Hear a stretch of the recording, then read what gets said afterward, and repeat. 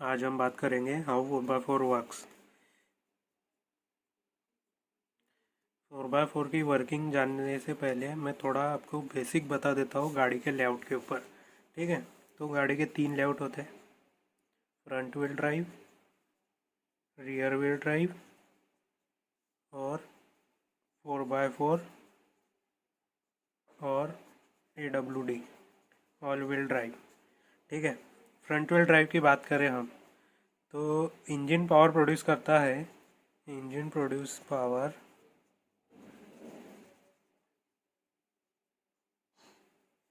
From front end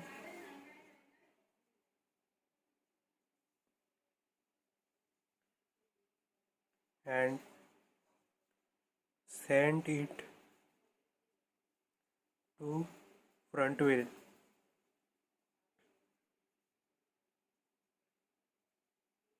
ठीक है, अब इसके डिसएडवांटेज की बात कर लूँ तो सबसे पहले तो इसकी हाइट कम रखनी पड़ती है,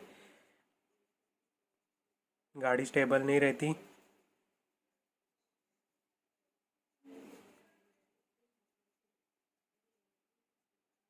और इसका जो लोड कैरिंग कैपेसिटी है वो भी थोड़ी कम रहती है, क्योंकि इसके आगे के चक्के में पावर है।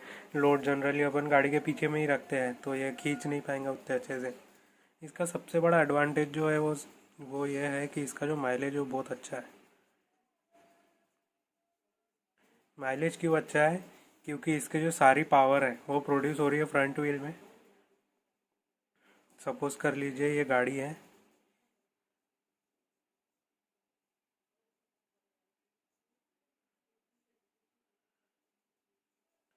फ्रंट व्हील में पावर प्रोड्यूस हो रही है, वही के वही ट्रांसफ़र भी हो रही है, तो आपका माइलेज अच्छा मिलेगा सबसे पहली बात।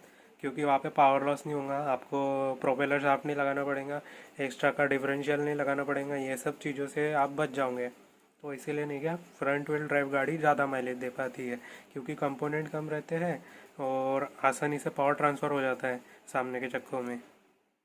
नेक्स्ट हम बात करते हैं रियर व्हील ड्राइव की। सेम इंजन जो है पावर प्रोड्यूस करता है और भेजता है पीछे के चक्कों को।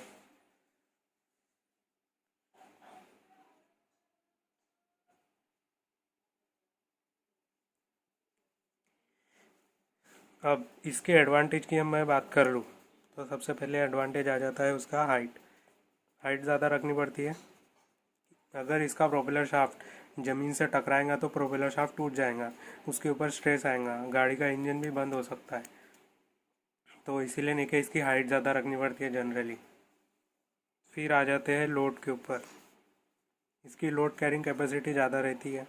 ऑब्वियस सी बात है, पीछे के टायर में पावर मिल रही है और पीछे में ही अपन ज़्यादा से ज़्यादा लोड रखते हैं, तो लोड कैरिंग कैपेसिटी ज़्यादा है, ज़्यादा स्टेबल रहती है, ऐसा माना जाता है। बहुत ज़्यादा स्टेबल रहती है ये गाड़ियाँ और बहुत अच्छा भी परफॉर्म कर पाती है ये। और इसका सबसे बड़ा डिसएडवांटेज है वो है माइलेज।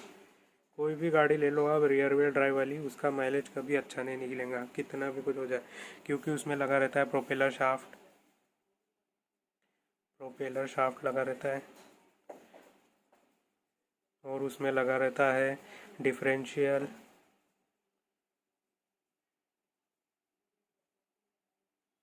डिफरेंशियल के बाद है बियरिंग्स, जो कि प्रोपेलर शाफ्ट को सपोर्ट करती है। इसी वजह से नहीं क्या ये जो गाड़ियाँ है परफॉर्म तो अच्छा कर पाती है लेकिन माइलेज कभी भी अच्छा नहीं दे पाती। अब ये दोनों की अलग अलग अपनी अपनी जगह है। फॉर एग्जांपल मैं बताऊँ, अगर फ्रंट व्हील ड्राइव गाड़ी अगर आप देखते हैं तो वो सिटी पर्पज़ के लिए आपके लिए बेस्ट रहेंगी।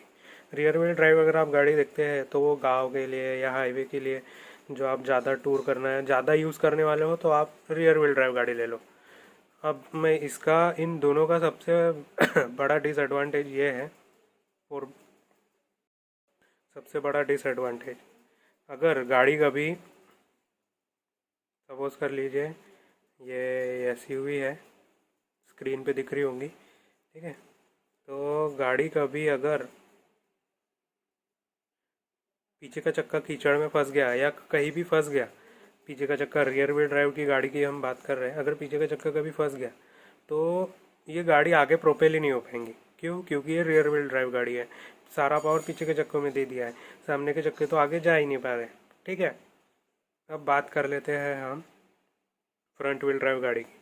फ्रंट व्हील ड्राइव गाड़ी जनरली सेडान ही रहती है और हैचबैक्स रहती है।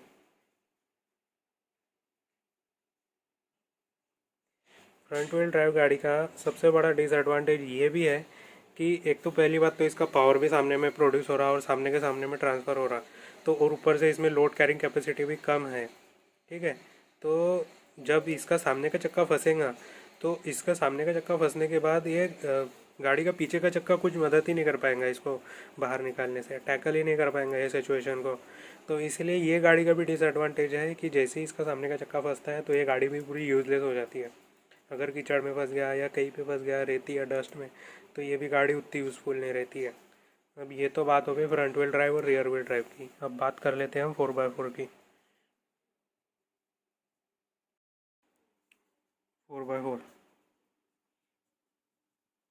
बेसिकली 4x4 का मतलब क्या?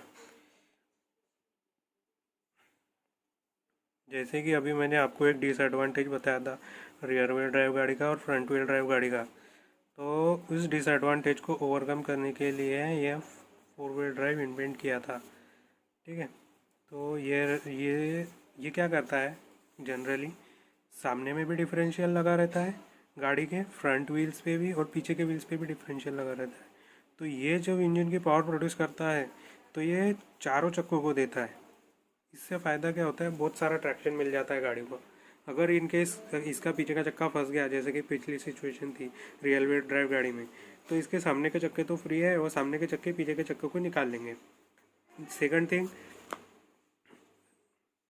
बेसिकली ऑल टरेन व्हीकल हो जाती है ये। ऑल टरेन व्हीकल मतलब किसी भी टरेन में लेके जाओ, जैसे कि वेट मतलब कीचड़ वाली जगह, सैंड रेगिस्तान वाली जगह, और रॉक मतलब पथरीले पहाड़।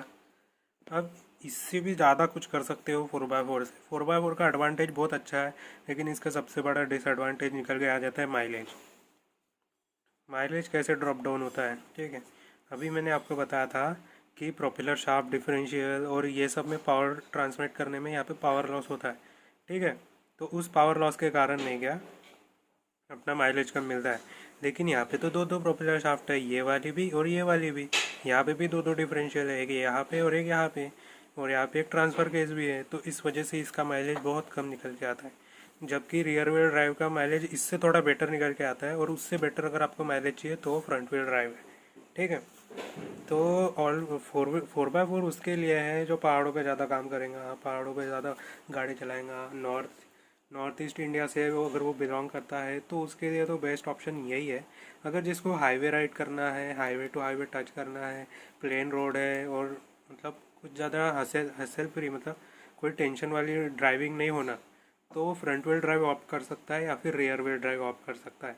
दोनों ही अपनी जगह पे बेस्ट है, लेकिन तब तक जब तक गाड़ी कहीं फंसती नहीं। जैसे ही फंस गई तो गाड़ी पूरी यूज़लेस हो जाती है।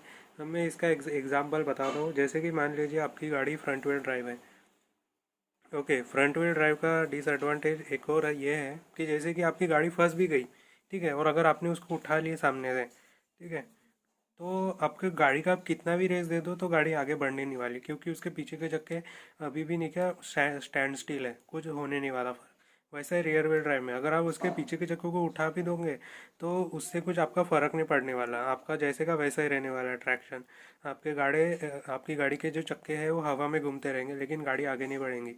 तो ये डिसएडवांटेज आपको ध्यान में रख के 4x4 को ऑप्ट करना चाहिए, या फिर अपने अपनी ज़रूरत के हिसाब से आपने पहले चेक करना चाहिए कि मेरा ज़्यादा से ज़्यादा रन अगर हाईवे का है और ज़्यादा से ज़्यादा रन मेरा सिटी ड्यूटीज़ है, तो मैं तो फ्रंट व्हील ड्राइव बेस्ट ये आपको सजेस्ट करूँगा। फ्रंट व्हील ड्राइव की जो गाड़ियाँ हैं, जैसे कि i20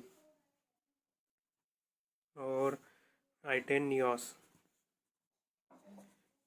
ठीक है, जो हैचबैक है, हैचबैक टाइप गाड़ी जो है वो आपके लिए बेस्ट रहेंगी। और आप कॉम्पैक्ट एसयूवी की तरफ ना जाते हो, अगर हैचबैक की तरफ जाते हैं तो ज़्यादा स्पेस भी मिलेगा, ज़्यादा कंफर्ट भी मिलेगा। बस जो कॉम्पैक्ट एसयूवी है, कॉम्पैक्ट एसयूवी में सिर्फ और सिर्फ 2 से 2.5 इंच का जो है ग्राउंड क्लियरेंस ज़्यादा का मिलेगा, बाकी और कुछ नहीं है। सपोज कर लीजिए इन दोनों का ग्राउंड क्लियरेंस है 165 mm, और जो वेन्यू है इसी के कंपटीशन की बात कर रहा हूँ, मतलब यही कंपनी की बात कर रहा, तो वेन्यू का ग्राउंड क्लियरेंस आ जाता है 190 mm। ठीक है, अगर आप इसका कन्वर्जन देखें कि आपको कितना इंच आपके इसके गाड़ी का ग्राउंड क्लियरेंस ज़्यादा मिल रहा है, वो भी ज़्यादा पैसे देखें, तो अगर 190 mm को मैं इंच में कन्वर्ट करूँ तो वो कुछ निकल के आता है 7.5 इंच के करीबन। ठीक है, और 165 mm को अगर मैं कन्वर्ट करूँ तो वो आता है 6.49 इंच। आपको बेसिक समझ में आ गया कि मतलब को बेसिक तो समझ में आ ही गया है कि 7.5 इंच और 6 इंच में सिर्फ 1 इंच का फ़र्क है। 1 इंच के फ़र्क के लिए अपन ज़्यादा पैसा क्यों दें, जबकि सेम चीज़ें और ऊपर से उससे भी ज़्यादा अच्छी चीज़ें आपको छोटी गाड़ियों में मिल जाएंगी, हैचबैक और ये सब चीज़ में, हैचबैक और प्रीमियम हैचबैक में। ठीक है, तो आज का वीडियो इसी के ऊपर था।